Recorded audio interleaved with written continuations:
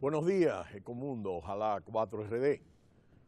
Uno de los tópicos más tratados dentro de la reunión del Fondo Monetario Internacional y el Banco Mundial en relación al curso de la economía global y de las tendencias tanto para el 2015, para el 2016 y el 2017 fue el tema del impacto del petróleo en el mundo.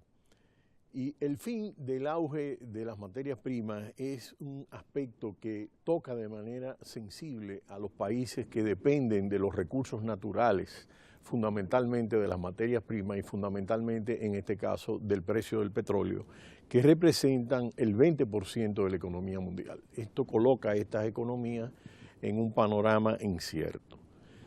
Por otro lado, hay que significar que la reducción del precio del petróleo ha sido un factor de mejoría en términos de la economía de países importantes no productores de petróleos, como es el caso, por ejemplo, de economías grandes y de algunas economías pequeñas. Sin embargo, ese factor neto positivo que significa esta reducción drástica del precio del petróleo no ha tenido un estímulo importante para servir de factor de crecimiento económico global. Y este es un elemento importante a analizar.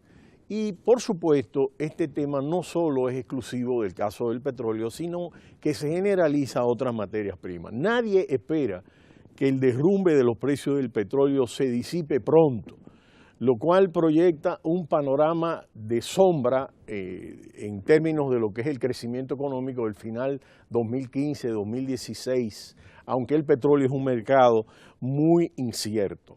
Pero la reducción de la demanda de China es un indicador muy concreto y ahí está el nivel de los precios que se monitorea diariamente en los mercados.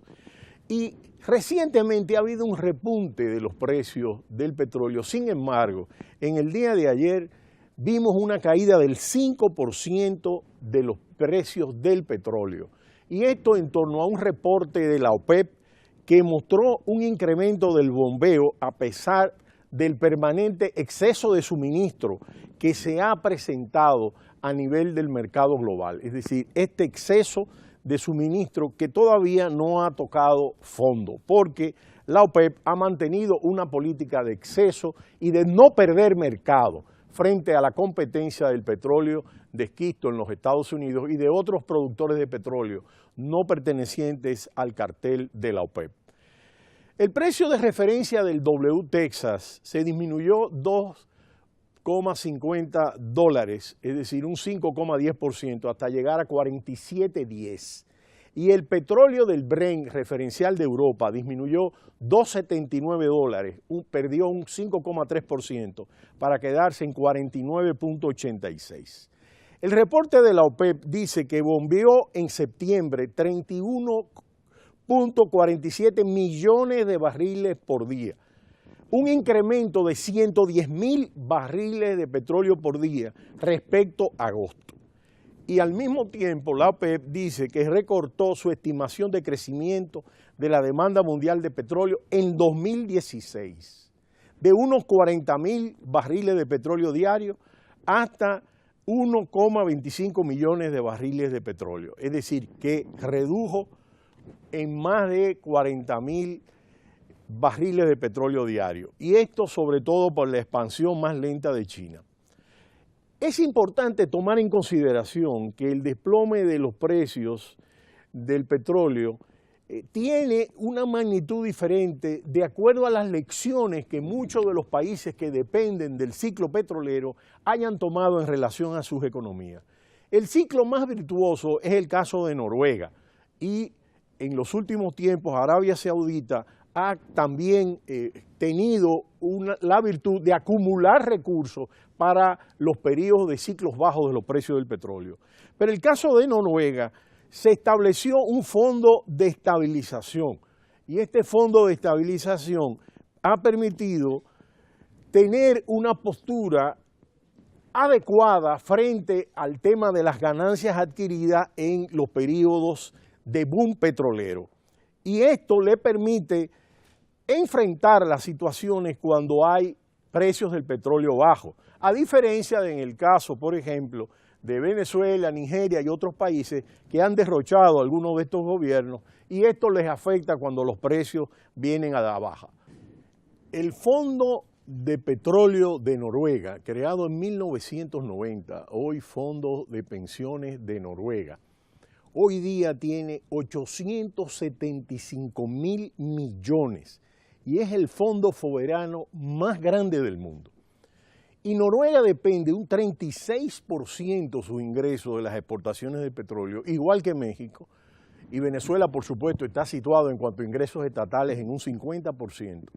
Pero a diferencia de estos países, en el fondo noruego, pues tiene una dinámica donde no gasta, sino que el Parlamento noruego determinó una guía fiscal donde el déficit fiscal no petrolero anual en promedio debe limitarse al 4% del fondo.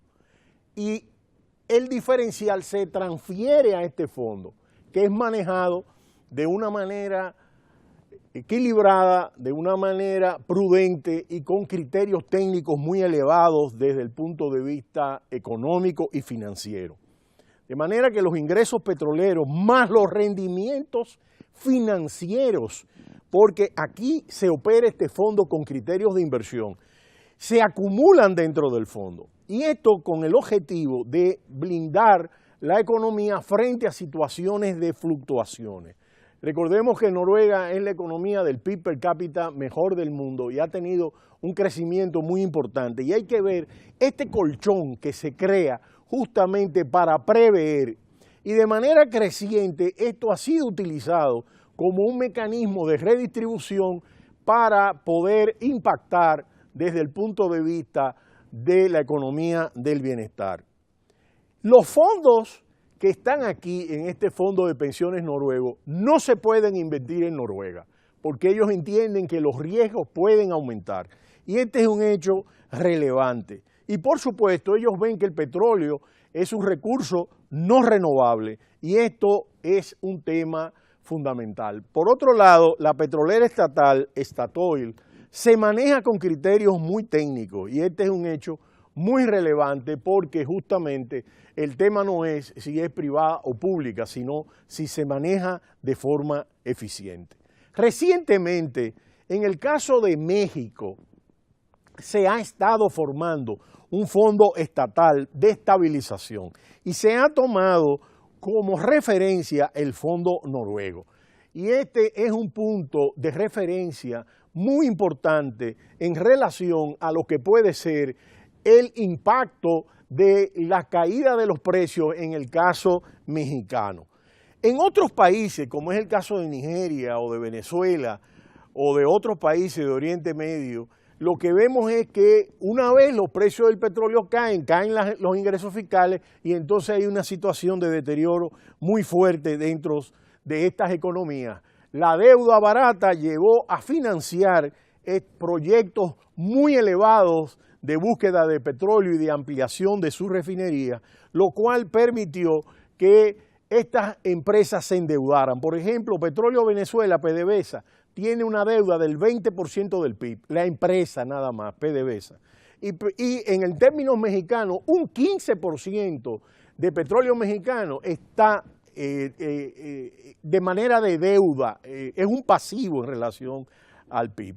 Por otro lado, es importante destacar que Venezuela va a presentar en este octubre, en una reunión que hay el 21 de octubre, una propuesta al Comité Técnico de la OPEP para recortar producción. Hemos comentado esto varias veces aquí en Ecomundo y ellos lo que buscan, de nuevo, aunque no han tenido el consenso de la mayoría del Comité Técnico de la OPEP ni de los principales líderes, es recortar producción para lograr situar el petróleo en un piso de $70 y a partir de ahí buscar subir el precio del petróleo. Sin embargo, la mayoría de la OPEP no está de acuerdo con esta postura porque pierde mercado.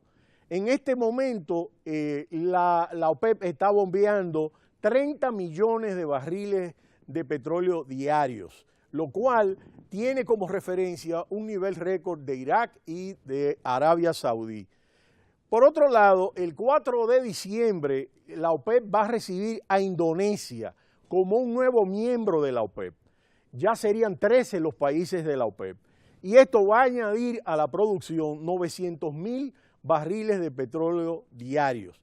De manera que este es un elemento que mantiene una política de la OPEP de conservar la demanda dentro del marco petrolero, porque está buscando que su nivel se mantenga dentro del consumo mundial cuando ve que realmente existe una desaceleración del mercado. Finalmente, en el día de hoy se desarrollará el debate demócrata en los Estados Unidos. Es el primer debate entre los candidatos del Partido Demócrata, donde participarán Hillary Clinton, Bernie Sanders, Martin O'Malley, Jim Webb y Lincoln Sheffield. Estamos a la espera de los puntos fundamentales programáticos que se van a mantener aquí. Hay un elemento donde hasta este instante los candidatos republicanos han estado marcando aspectos importantes del debate, pero a partir de hoy el Partido Demócrata en los Estados Unidos va a estar presentando sus líneas programáticas fundamentales. Vamos a ver qué ocurre hoy en Nevada y ya estaremos comentando aquí en Ecomundo, ojalá 4RD. No le cambie, Cita Cultural,